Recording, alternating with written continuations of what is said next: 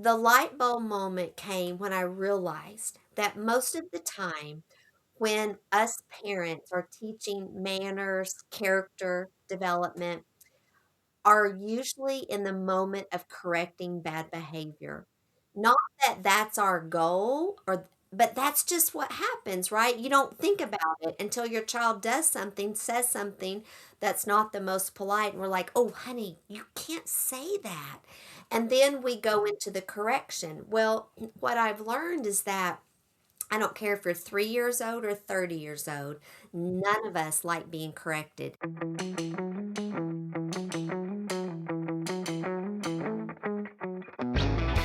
From the Florida Parent Educators Association, home of the largest homeschool convention in America, this is the Not by the Book podcast. I'm your host, FPEA Chairman Suzanne Nunn, and together we will hear from guests who share their journey to who and where they are today. Each one of them at some point left the expected path, ripped the page out of the book that says you have to do it like this, and made their own way. I hope these conversations inspire you as much as they do me. Today I have a lovely conversation with Monica Irvine, founder of the Etiquette Factory. We talk about the richness of a childhood surrounded by extended family and lots of play. We also talk about the impact of making a beautiful home no matter your circumstances, and how involving your children and serving others can grow unexpected passions. Monica also shares the inspiration behind the Etiquette Factory and how teaching our children to honor others can truly set them apart. Listen with me now. Well, let me ask you this question. What was it like to be Monica as a little girl? Well, I was very fortunate and am fortunate. I was raised in a great family surrounded by grandparents and cousins and very faithful family. And it was pretty ideal. You know, it wasn't a perfect family. I remember a couple of years when my mom and dad were struggling, and I was so scared my parents were going to get divorced because I would hear them fighting with each other. Mm, And thankfully, one of my most precious memories, and this was it was about a 2 year period, like when I was 9 to 10 years old. yeah. And all of us that are married can relate to, tough times, Mm-hmm. up and down. But my parents actually told us one night that they were going to separate. There was four of us kids, and I was devastated. What I didn't know is that same night, I had two sets of grandparents, Mm-hmm. and my grandparents got together, and my two grandfathers that night, they said they were all up all night long, took my father out, Mm-hmm. and my two grandmothers came and sat with my mom at our house and literally told my parents that you're not going to do this. And I'm not saying there's not ever a reason that people might need to get divorced. I'm not saying that, but in Right. our case, my grandparents were like, "Nope, you're not going to do this. You're committed to this family. You're committed to these children. You're committed to the Lord, and you're going to figure out how to work this out." Long story short, they did, and my Mm, parents were. Got back on track, and so I always think about, now that I'm a grandma, I think about the impact that grandparents can have on their grandchildren and their adult children. And anyway, but besides that little couple years of tough things with my parents, it was wonderful. so, I mean, that's a pretty incredible story, though, that you had family that was so connected and so, aware of what was happening, that the closeness brought about that kind of a relationship. So I think that Yeah. that's amazing. I think it's one of the things that we probably, as we are living in our world today, I feel like more and more families are farther apart. And I think those things don't happen sometimes naturally like they may have, you know, Yeah. before. So you have four siblings, you said? Well, three Three siblings. siblings. There Okay, were there's four of yeah. you. Where did Yeah. you fall in the mix? I'm a middle girl, so Okay. older brother, me, little sister, and a little brother. My youngest brother, or little brother, we adopted him. So my Okay. parents started taking in foster children, and we did that for a couple years, and that was, eye opening. And Mm, we ended up getting, as a little girl, I was a little girl that was obsessed with playing with baby dolls, of course. and I wanted a real baby doll. So I started praying, as maybe inappropriate as that is, to for a little live baby doll to play with. Oh. And eventually, we got my little brother. He was 9 months old when he came into our home. Mm. And then 2 years after he came into our home as a foster child, we were able to adopt him. So the Lord did answer that prayer, and so grateful for that. Interestingly, though, I do believe that when my parents brought in foster children, we got a really quick lesson in things that we had never, known about, like Mm. child abuse. And it was impossible to shelter us from all that was going on with these children that came into our home, because a lot of times their behavior and things they did, and we would hear, Yeah. my mom on the phone with DHS. But so what's interesting, though, I'll tell you a story that I think is interesting. When I look back, I can't believe I did this, but I was public schooled, and I was going to school. I was in fifth grade, Hmm. so I guess about nine. And there was this little friend of mine that used to come to school, and so often she used to come to school crying, and or just really, I could tell she'd been crying. And so back then, at least in Tennessee, we still got paddled at school. Yeah. And it was the scariest thing to me to hear that paddle, that loud sound in the hallway when kids were taken out in the hallway to be paddled.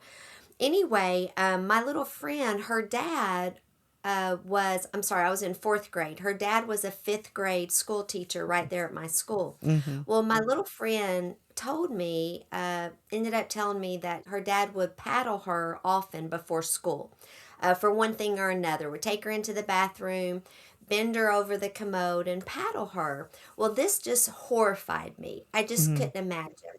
And a lot of times you could tell that it was hard for her to sit in her chair because her little bottom was so tender. Well, I had already been experiencing these foster children, and I just thought that it was child abuse. Well, so one day, I never even told my parents. One day after school, my mom would always pick me up after school, but Hmm. I ran up to his classroom. So imagine me, I'm probably 9 years old, Yeah. and he's a man, fifth grade teacher, and all the kids had left the classroom, and I was so scared. I remember feeling like I was shaking. And I stood at his door and I looked in his classroom, and he was either putting out papers or picking up papers from everyone's desk, and the class was empty except for him. And I said, Mr. So and so. Hmm. And he looked up, and I said her name, I'm so and so's friend, Yeah. and I know what you're doing to her before school. And if you don't stop, I'm going to report you to the Department of Human Services for child abuse. And then I turned around and ran. Oh no. But the thing is she did not come to school crying anymore. Mm. Now, I don't know if it really stopped or he just didn't do it before school, but that honestly was. I have spent my life working with nonprofit organizations and different organizations protecting children from child abuse. And I've been a volunteer for our juvenile court system for 20 years, investigating cases of child abuse as a CASA worker. Right. And so I look back and think about, it was really my parents bringing those children into our home, and even my little brain being exposed to the injustices against children, and it lit a fire in me that is Mm. still lit today. Yeah. That's a incredible story. Kind of crazy, like you said, that you had the courage to just do that because I kids can't are believe so it either. afraid. Yeah. You I'm know, like, what was in me? well, Yeah. that's an incredible story. So, I guess when you were young, how would you describe like the way you spent your days other than going to school? Like, what did you enjoy? Baby dolls, obviously, Yeah. and other things, but what really brought you joy? probably my cousins, and we just had a lot of fun. You know, people will probably laugh. Obviously, they're going to see I'm the etiquette lady. Yeah. And I was raised by some true etiquette ladies, like my mom and both of my grandma, especially my mom's mother and her sisters were very particular. Mm. Like I was raised in a home where my you would never see a ketchup bottle or a jar of olives on our dining table. It had to Our ketchup had to go in a little bowl with a little spoon, and olives or in a little bowl, and even just our family, that's just how I was raised. But I was like that myself, meaning all of my dolls, and I played with Barbies and different things. I were meticulous. Oh, that's Their awesome. hair was, whereas my sister was this hot mess of a child, and all her dolls' heads were, off. Their hair was matted together. So I never let my sister, of course, I'm sad about this now. I shouldn't have been this way, but I never let my sister come anywhere near my dolls. So, but I That's nice. just, my parents were very service oriented. Hmm. In fact, one of my workshops that I do at the homeschool conventions is on this. And we were, as a child, as a, probably selfish child, I always didn't love it. I probably resented that I felt like my parents were always dragging us to all these things to do hard work. Like we were always going to someone's house to rake their yard, or my mom would, babysit people's kids who were sick, and always giving elderly people rides to the grocery and whatever. And I just didn't like that all the time. Yeah. But like I remember one Sunday morning, my family, we always went to pick up this little lady for church, and she was literally a little person. Hmm. Where back then they didn't have all the adjustments to cars and whatnot, and so she couldn't drive because she was too small. But the problem was is our church was about 30 minutes in one direction, and her house was about 20 minutes from our house in the opposite direction. And so it just drove me crazy that we had to go get her. And I remember probably being around 12 years old, and it was a Sunday morning, and my mom's like, Monica, come on, we got to go get Miss So and so. And I remember walking into the kitchen and saying something like, Mom, is there no other family in our church that can go get her? And I just remember my mom looking at me. She wasn't mad. She just was disappointed. Disappointed. Yeah. And anyway, I kind of sulked away and got ready. And but my family, and what I appreciate, we also were pretty poor. So my dad especially was always coming up, and mom, with ways that we could make extra money. Like my dad bought a paint a parking lot paint stripe where you paint the parking stripes. What Yeah. am I trying to say? For a parking lot. Mm. He bought one of those little machines, and on Saturday mornings, me and my brother and my dad would go paint parking lots. Or my dad bought this used hot dog stand. It was hysterical looking. And my whole family, we would go and sell hot dogs and stuff at fairs and at estate sales. Yeah. So my family, we were always together, either serving or trying to make a buck. Yeah. And it created a wonderful childhood, the That's amazing. unity that we felt. And so that's what I think about when I think about my family. That's amazing.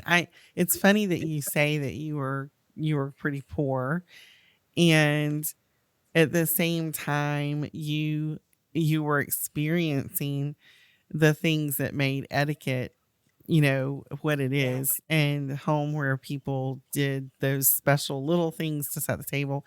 Like, what other things stand out in your mind, and what about that? You probably loved it then, even because you were meticulous, like you said, yourself.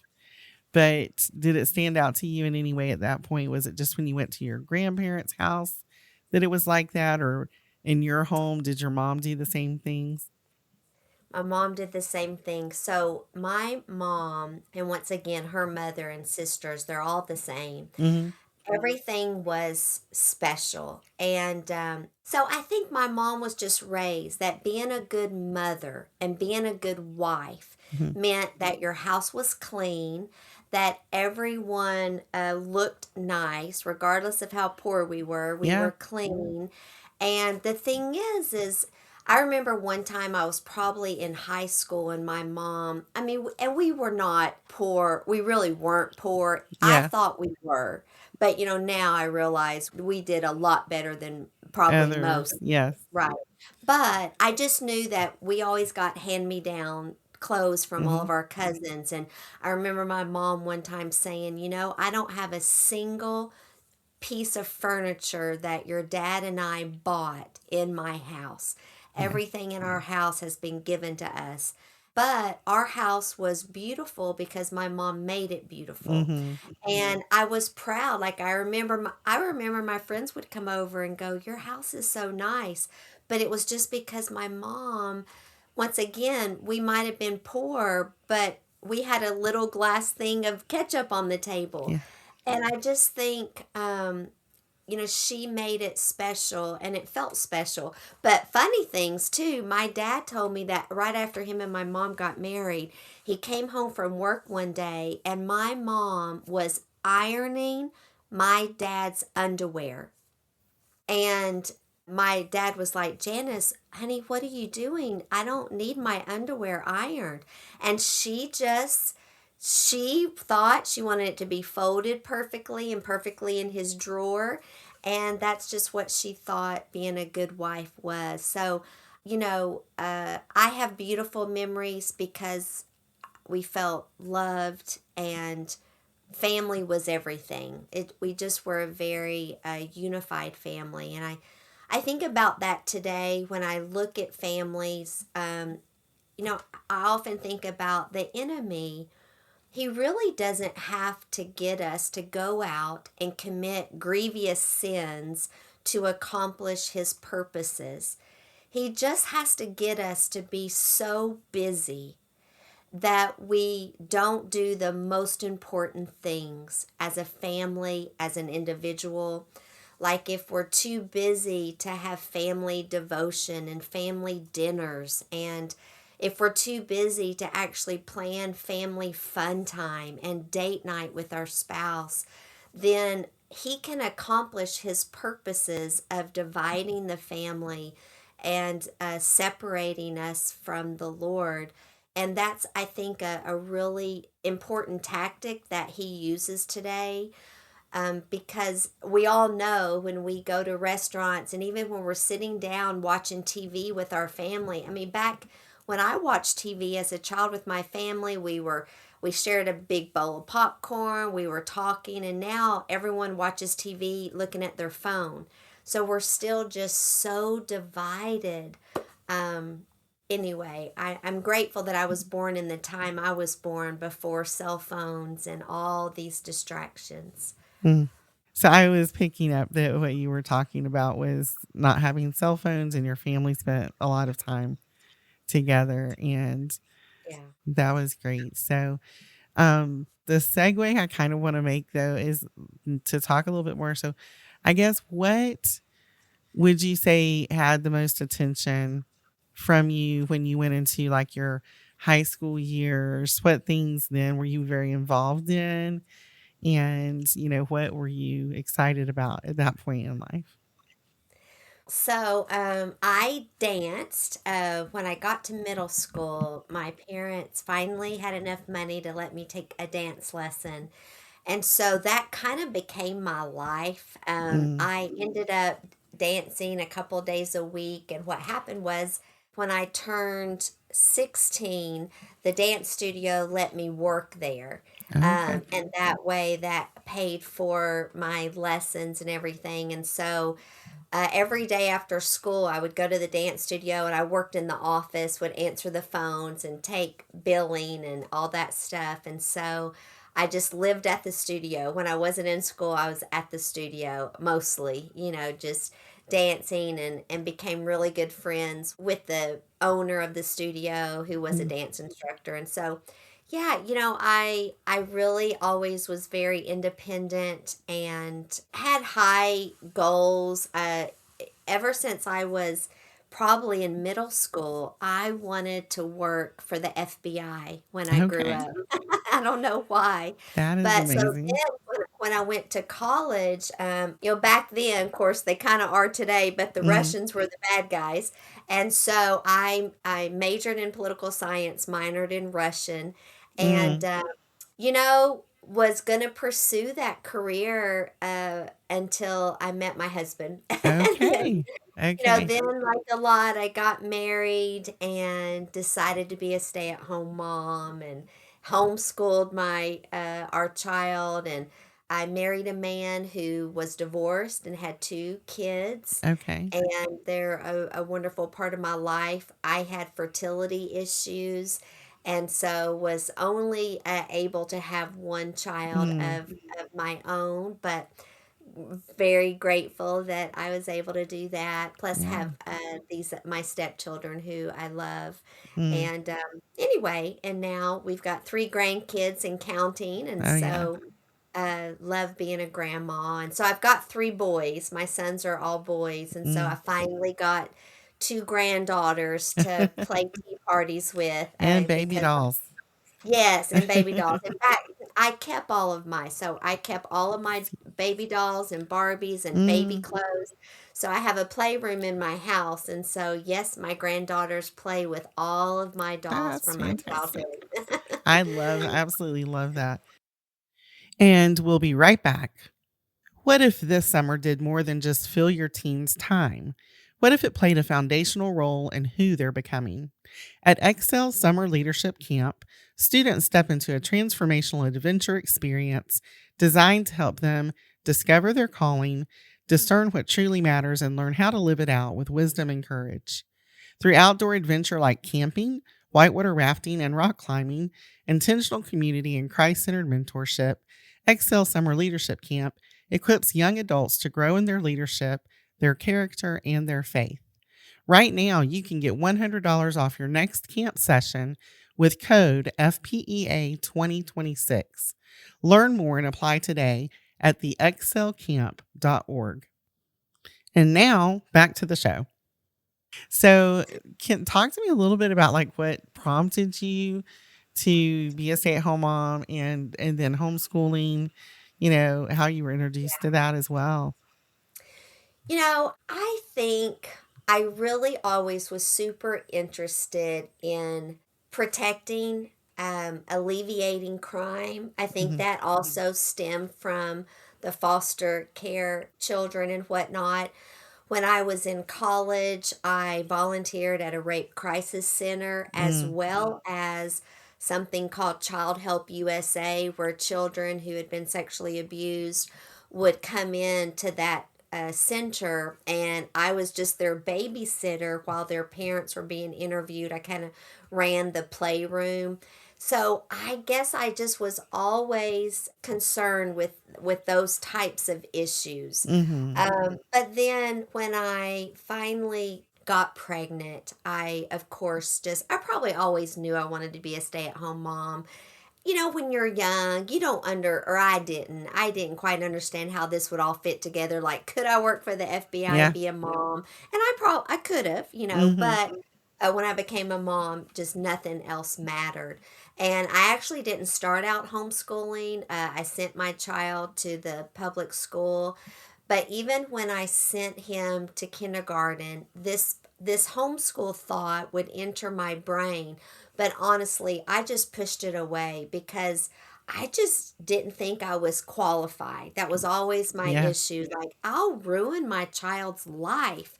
And I never really understood algebra. So, how could I possibly homeschool?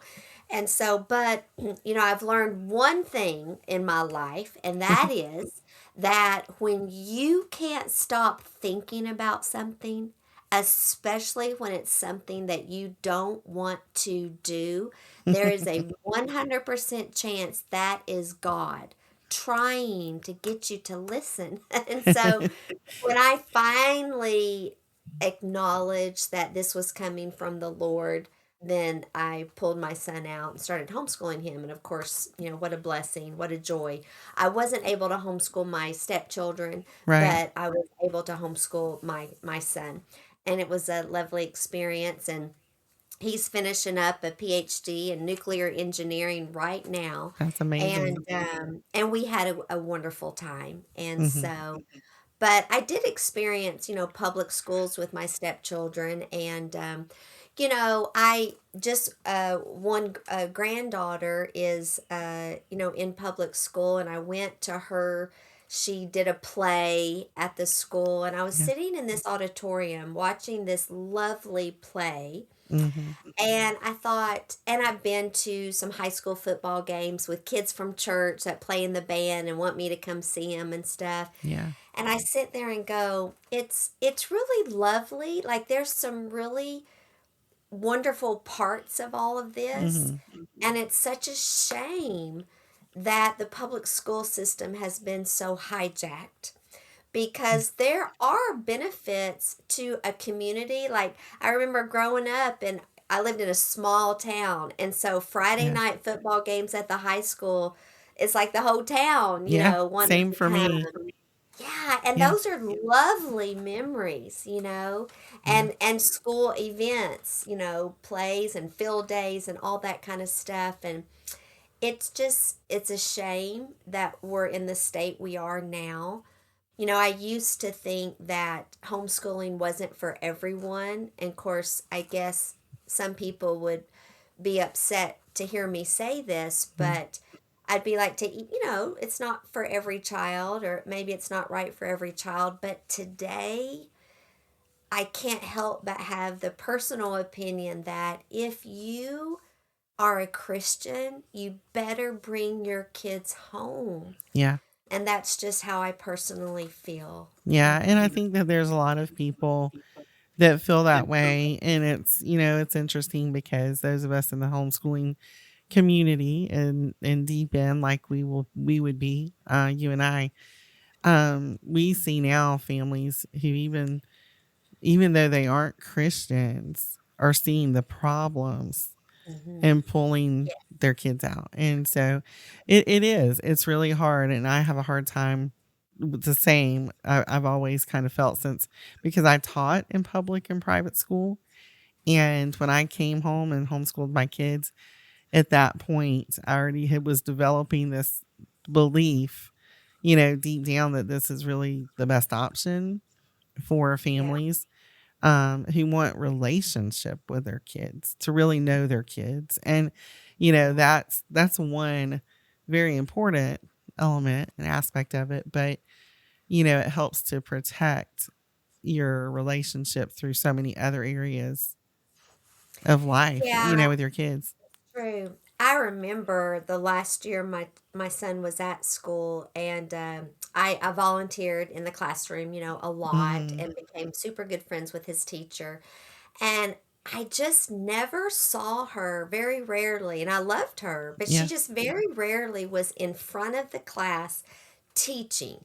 She usually was at her desk filling out paperwork, and the kids, because I was always going to the copy machine, making copies of math worksheets and reading, or, vocabulary worksheets and all these worksheets. And she would just hand them their packet of worksheets, and they would just work on it during the day. Yeah. And one time I was like, Miss Harmon, I don't want to offend you, but I had to ask her, like, I don't ever see you up teaching, Hmm. and not often. And she's like, Monica, because I can't.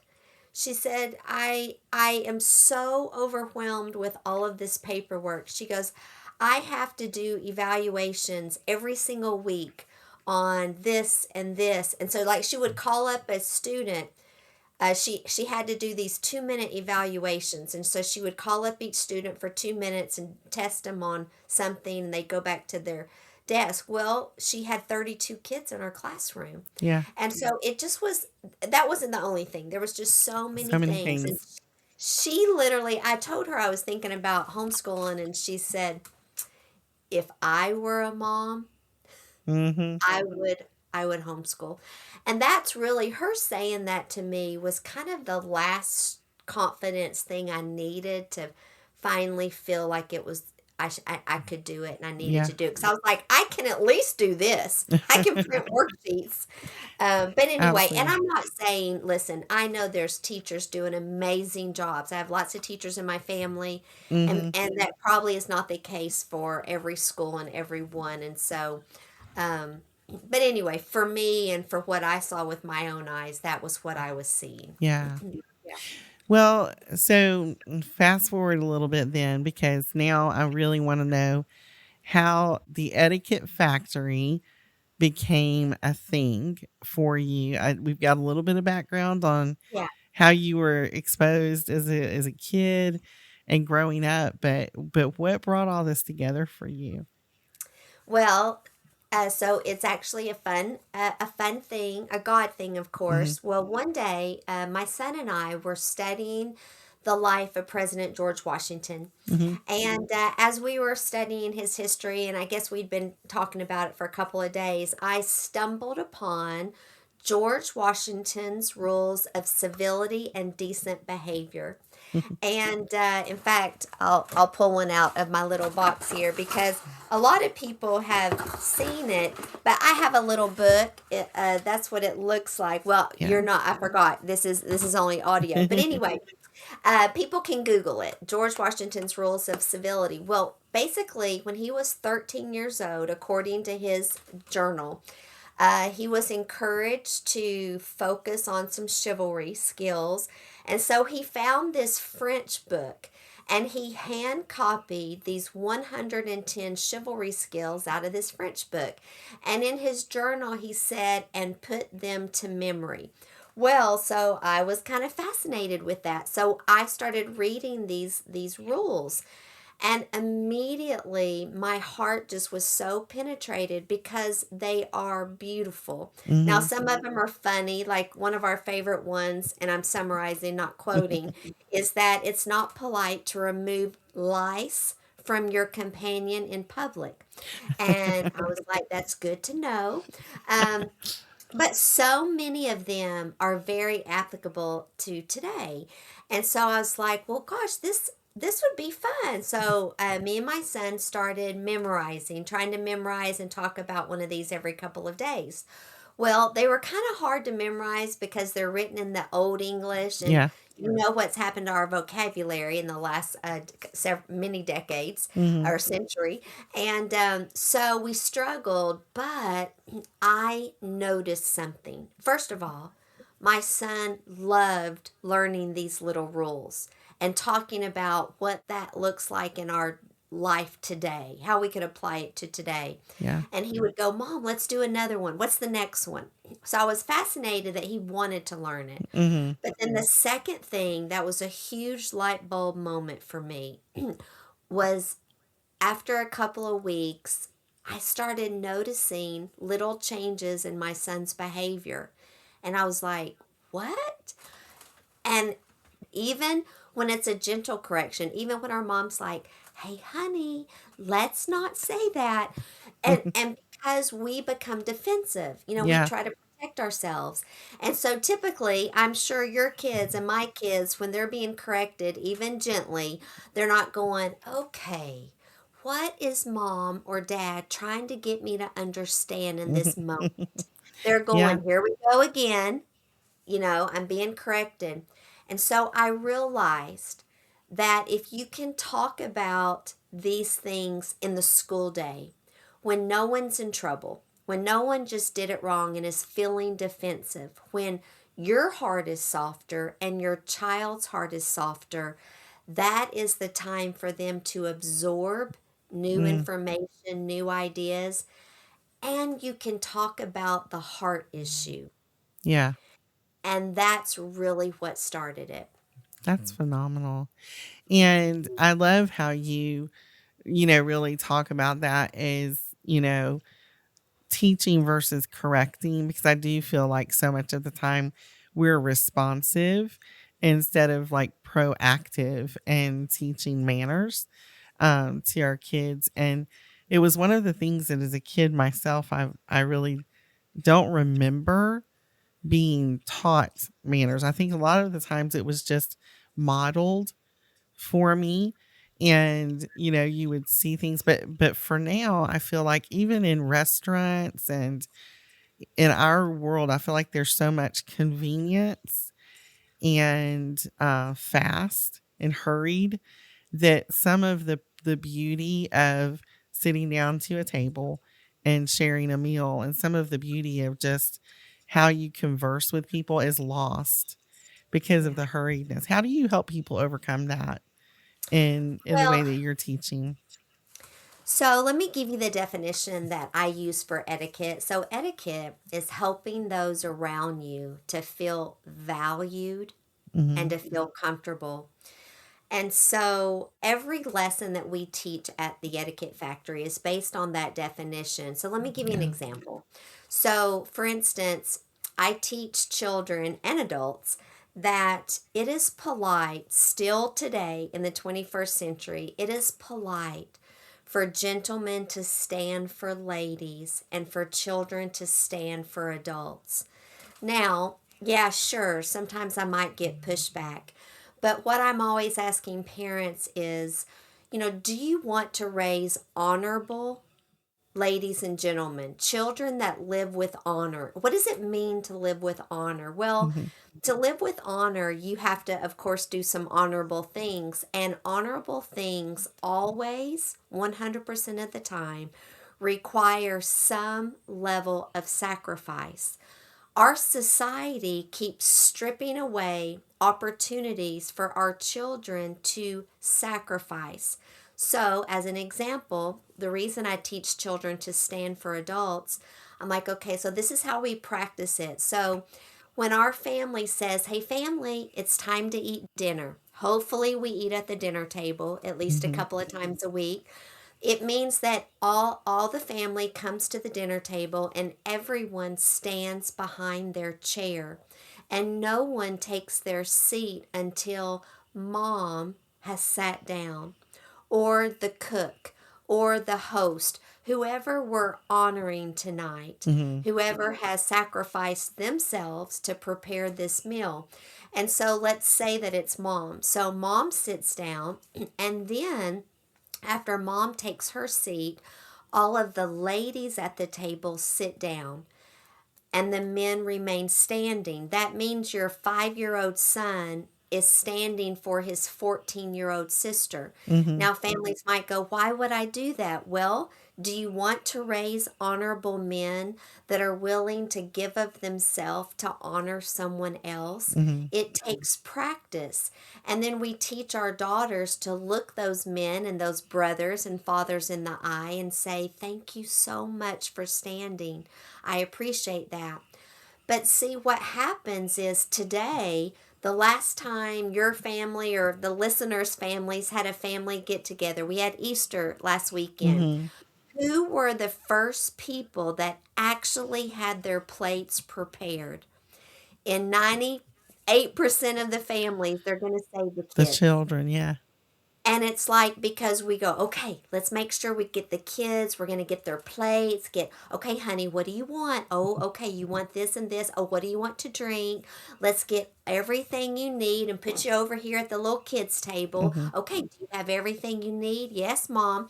Now, us adults go fix our plate. And the reason we do that is because we think it's easier. Well, and Yeah. I hear moms go, but Monica, if I get my kids situated and get them everything they need, then we adults can go over here and eat in peace and quiet.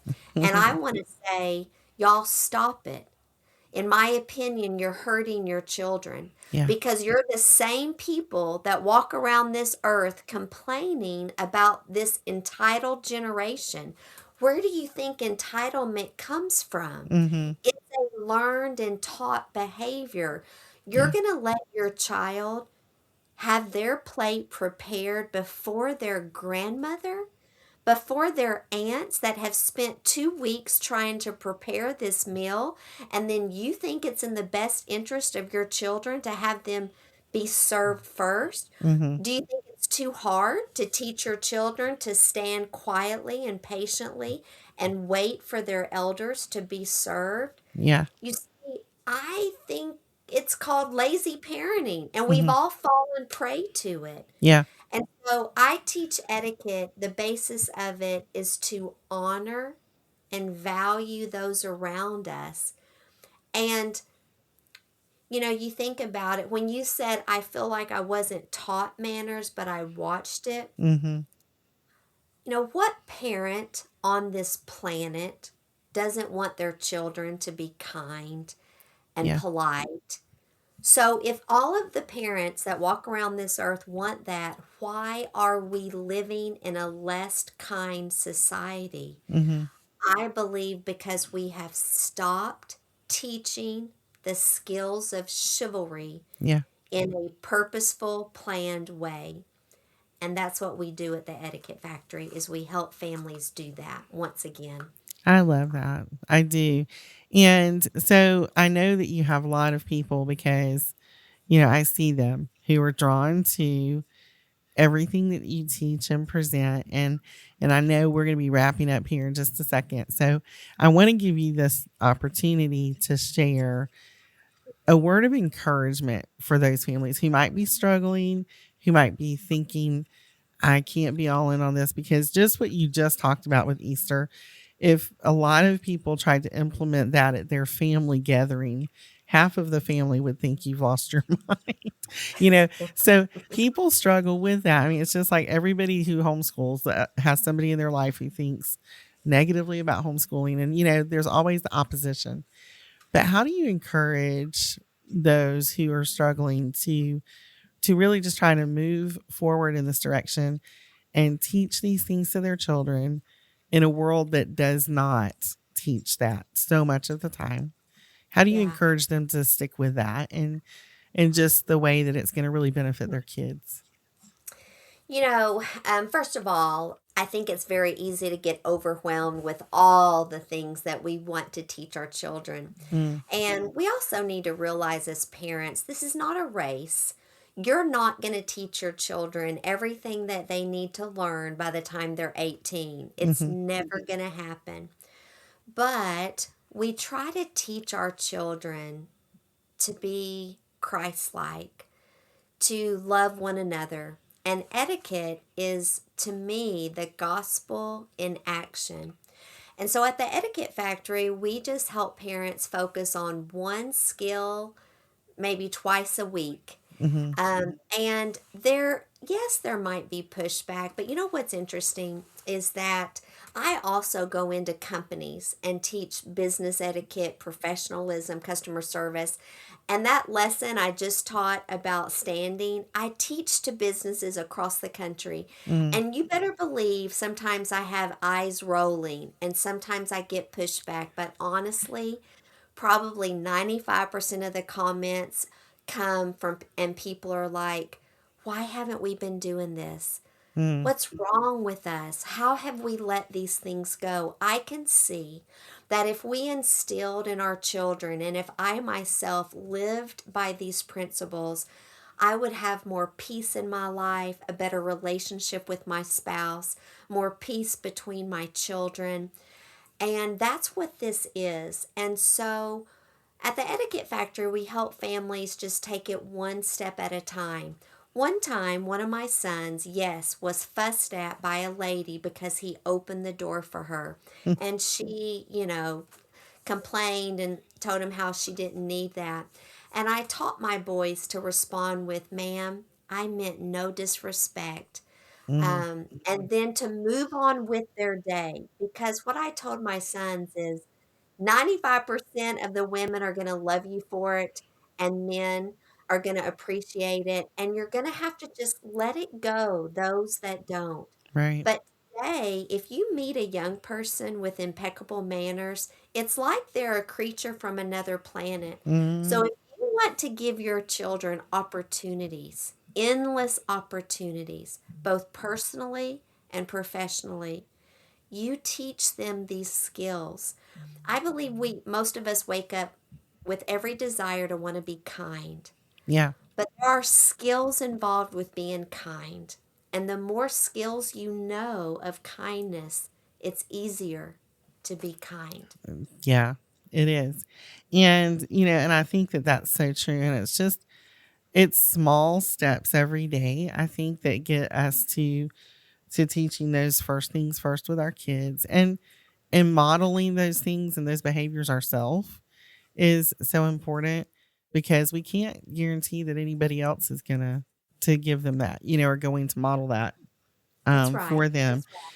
So, but I really appreciate all that you have shared today. It's fun for me to get to hear some of, what impacted you, and even as a young child, to help you see and bring you to the place that you are today, helping other families to find what I feel like is, yes, a representation of us as Christians, and being Christ-like, being kind, even for those who aren't Christians, but also it brings just this other element of beauty back into our world that gets very crazy and very caught up in things that are not simple and beautiful sometimes, but I think that is probably one of the most compelling parts of it for me, because just like you said, even as a child, your mother made the home beautiful, and like that speaks like volumes to, I think, moms who, feel overwhelmed sometimes by all of the things that have to be done. But, just to know that a child will remember the beauty that was in their home, it's just, it speaks volumes. So thank you You're for welcome. what you share with everyone. And thank you for taking the time to share with us today. You're so And welcome. I'm yeah, excited to be at the FPEA fair in a couple of weeks, I we are guess, so a month or so. it feels like too soon. But yes, we will be excited to have you there, and our listeners who've not had a chance to meet with you, we can meet you there. Thanks for listening to the Not by the Book podcast from the Florida Parent Educators Association.